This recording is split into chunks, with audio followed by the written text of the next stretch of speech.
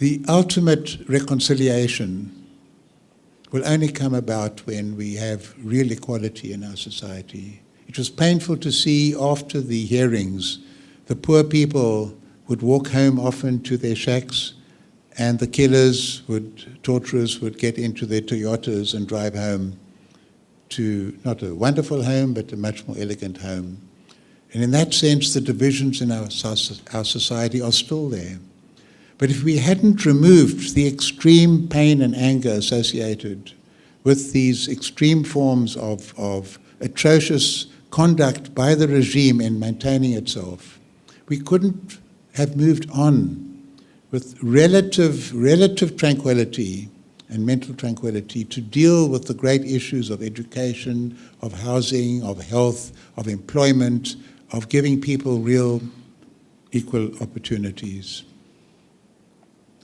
Just one more point on the Truth Commission, and then I'll conclude. I was very puzzled as a legal person, as a judge, how little truth seems to come out in criminal trials and how much truth was pouring out through the Truth Commission. The Truth Commission wasn't applying formal due process of law. Criminal trials, that was the time of the O.J. Simpson trial, went on for weeks and weeks and weeks. At the end, people were divided. Nobody knew what really happened with due process of law. And here was the Truth Commission without due process of law, and yet we felt we were really getting the truth. And I divided truth in a pure rule of thumb way into 4 categories. Observational, microscopic truth. You define an area, you note variables in the area, you measure the change in the variables over time. And that's in positive science, it's in law. That's basically the way you work. Then there's logical truth. The truth implicit in a statement. You don't need any extra evidence. You can infer it from the very nature of the statement. The example, for some reason, that comes to mind was when I handed over my manuscript of Soft Vengeance of a Freedom Fighter to my agent in New York. She had told me her life story within 5 minutes, and she ended up by saying, and let's face it, Albie, men are a fundamentally flawed species. Now, if she's right, I'm a man, then I'm fundamentally flawed. You don't need further evidence. It's implicit in the very statement. And legal work is applying logical truth to observational truth. But there's a third kind of truth, experiential truth. The term came to me from M.K. Gandhi, my experiments with truth in South Africa. Experiments, I thought, were Bunsen burners and graphs and measurements that we did at school. His experiments were experiences in life. And he gave the one of where he was a medical orderly after the Zulu rebellion in Natal province.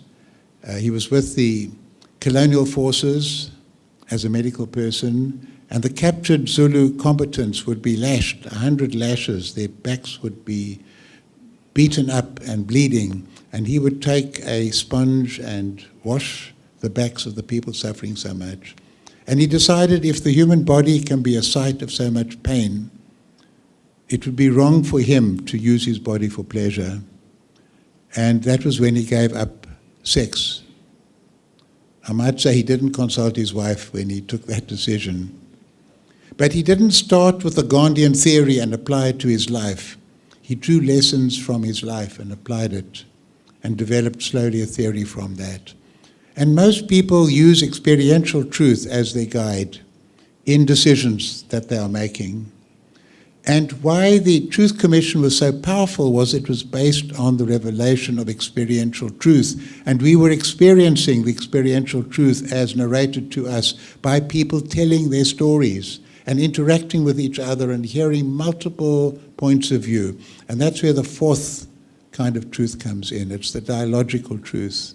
There's no such thing as the truth that you capture like a butterfly in a net and you pin up on the wall and say, this is the truth. The truth is always unstable, it's always evolving, it's always full of contradictions, it's always multifaceted. And again, that was part of the strength of the Truth Commission. It's multiple nature, it's various voices, official, unofficial, from resistance, from the old regime, professional people, human rights people, political activists, all telling different stories, all of them going to make this composite called the Truth Commission Proceedings and the Truth Commission Report. It's end of the year in Cape Town. Hot. I'm going to it's about this time of the year, I'm going to an end-of-year party, Southern Hemisphere. The band is playing, I'm with a friend, and there's a voice that says, Albie. I look around. Albie, it's Henry. I haven't seen him, I've forgotten about him, and there he is, and he's smiling and he's beaming.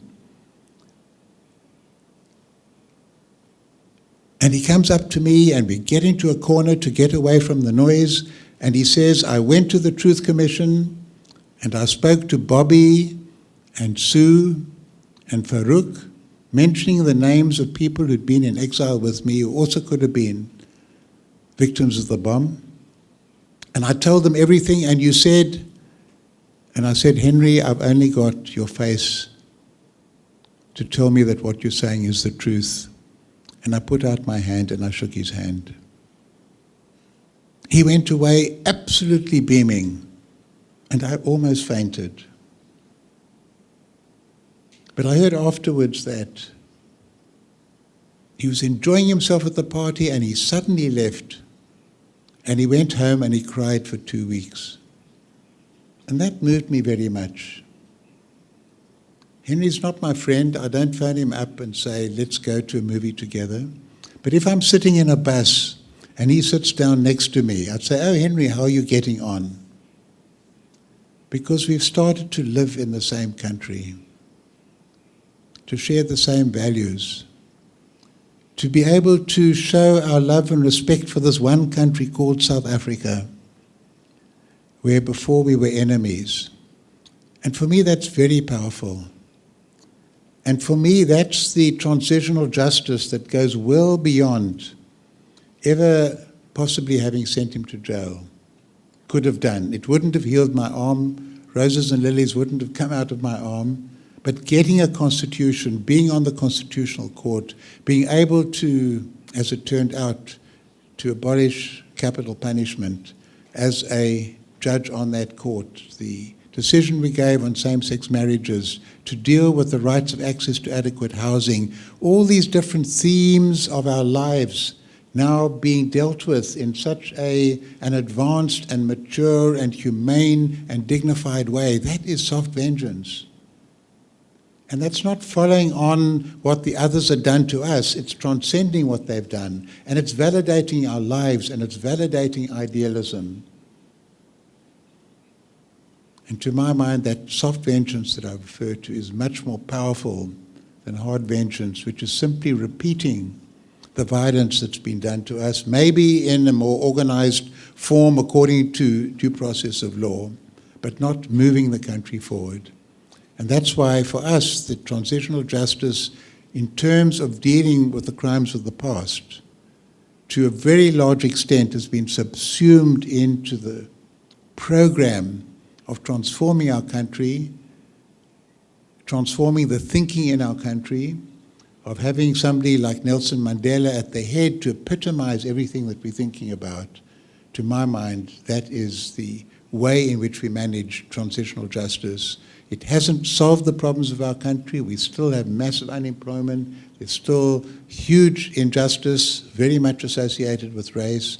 We have crime beyond levels that should be tolerated. We have all sorts of problems in our country, but we have a new vision, a new way of looking at things, a new constitutional order, and I'm very proud to have been a participant in that process. Thank you.